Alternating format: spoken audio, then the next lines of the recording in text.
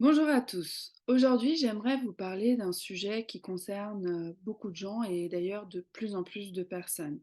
J'ai eu beaucoup de témoignages à ce sujet et il y a vraiment énormément de personnes qui n'osent pas en parler et qui n'ont jamais dit finalement qu'est-ce qui s'est passé à un moment donné de leur parcours professionnel. Je vous parle du burn-out et je suis ravie de vous parler de ce sujet.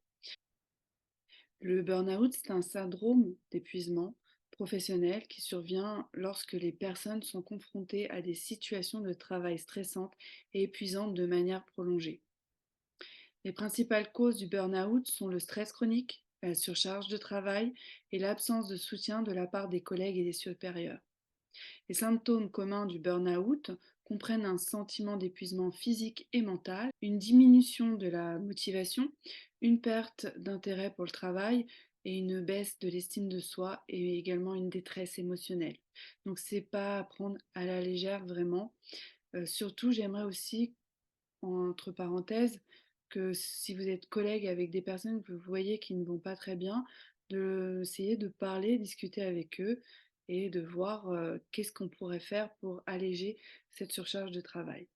Le burn-out, il peut affecter toute personne, quel que soit son niveau hiérarchique ou son secteur professionnel. Ce n'est pas une question de bas étage ou de haut niveau. Voilà, il peut avoir des conséquences néfastes sur la santé mentale, physique et émotionnelle, ainsi que sur les relations professionnelles et personnelles des personnes touchées. Par conséquent, il est important de prendre des mesures pour prévenir et traiter le burn-out. Il existe d'ailleurs dans les entreprises ce qu'on appelle des médecines du travail. Donc, chers employeurs, n'oubliez pas de faire la visite médicale régulièrement. La prévention du burn-out implique la mise en place d'un environnement de travail sain et positif.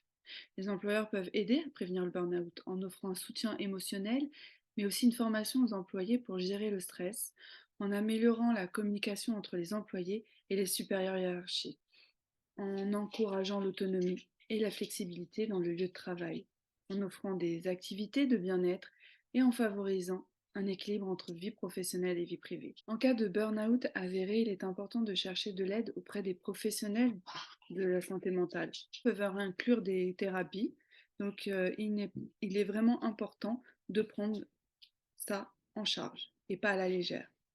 En somme, le burn-out est un problème sérieux qui peut avoir des conséquences importantes sur tous les aspects de la vie d'une personne. Il est essentiel de prendre des mesures préventives pour éviter qu'il ne se produise et de chercher une aide professionnelle si nécessaire. Voilà.